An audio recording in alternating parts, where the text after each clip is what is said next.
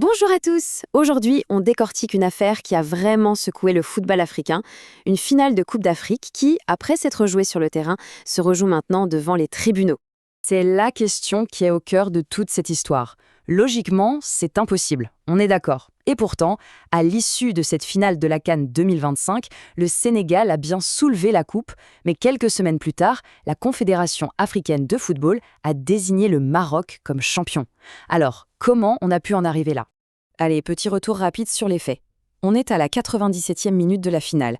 L'arbitre siffle un pénalty pour le Maroc. Là, tout s'arrête. Grosse confusion, une interruption qui dure environ 12 minutes. Finalement, le jeu reprend, le pénalty est tiré et manqué. Le match continue, va en prolongation et le Sénégal finit par marquer le but de la victoire, 1-0. On pourrait croire que le scénario est terminé, mais en fait, c'est tout le contraire. Pour y voir clair, voilà le programme. D'abord, on va bien poser le problème. Comment peut-on avoir deux vainqueurs? Ensuite, on va plonger au cœur du réacteur. La bataille des rapports officiels, c'est vraiment la clé de tout.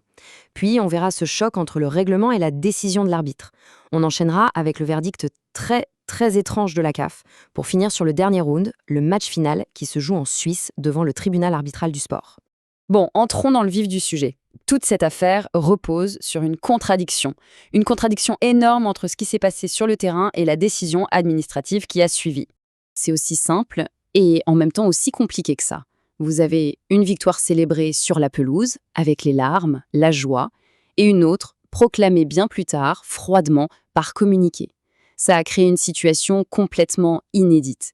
Maintenant, pour comprendre comment la CAF en est arrivée là, il faut regarder de plus près. Tout se joue sur l'interprétation de deux documents, deux rapports qui racontent la même soirée, mais qui n'utilisent pas du tout les mêmes mots. Et ces mots, ils changent absolument tout. Et voilà, le cœur du problème est là, noir sur blanc. D'un côté, on a le rapport de l'arbitre, Jean-Jacques Nandala, le seul maître à bord sur le terrain. Lui, il parle d'un arrêt temporaire. De l'autre côté, le rapport du coordinateur de la CAF, qui emploie des mots beaucoup plus forts, forfait pour abandon de terrain. D'un côté, temporaire, de l'autre, abandon. Les conséquences juridiques ne sont évidemment pas du tout les mêmes. Cette phrase, elle vient tout droit du rapport de l'arbitre. Et c'est l'argument numéro 1 du Sénégal. Pourquoi?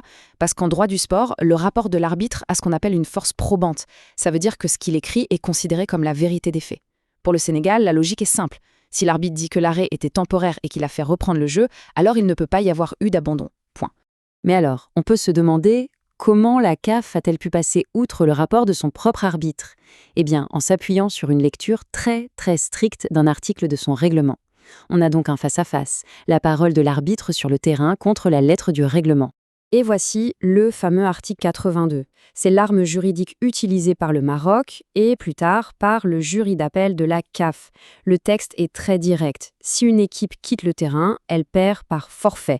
Toute la question est de savoir si le fait de rentrer au vestiaire pendant 12 minutes, avant de revenir jouer, constitue un abandon au sens de cet article. Alors, la logique du jury d'appel de la CAF, elle est très carrée.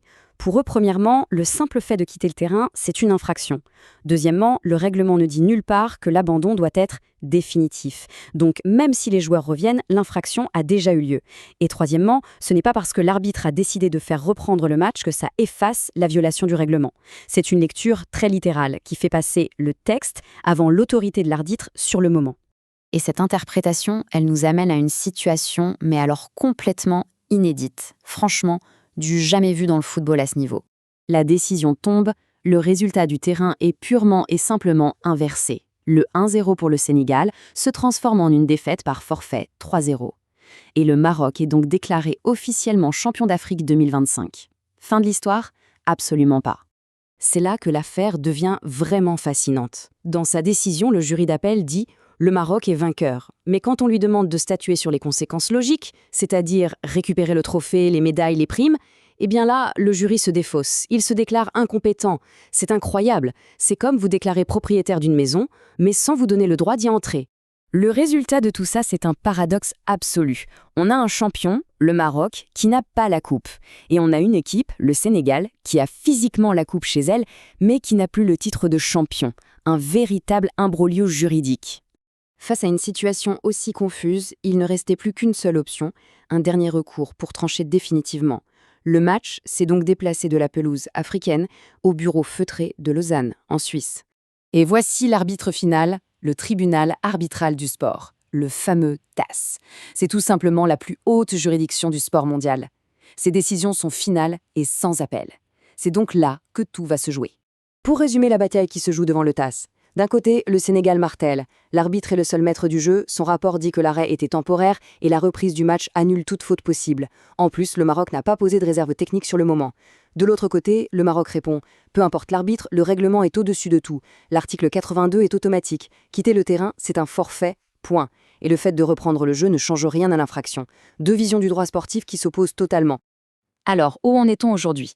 Eh bien, le TAS a pris une première décision importante. Il a suspendu le verdict de la CAF. Qu'est-ce que ça veut dire ? Ça veut dire que, pour l'instant, la décision qui donnait le Maroc vainqueur est gelée. Concrètement, à l'heure où l'on parle, il n'y a officiellement aucun champion d'Afrique 2025. Tout le monde attend la décision finale. Finalement, cette histoire va bien au-delà de savoir qui va garder la coupe. Elle pose une question essentielle pour le futur. Qu'est-ce qui doit avoir le dernier mot dans le football ? L'autorité de l'arbitre sur le terrain, l'esprit du jeu, ou alors une application à la lettre du règlement, quitte à contredire ce qui s'est passé sur la pelouse ? La réponse du TAS va être observée de très très près, car elle créera un précédent pour des années à venir.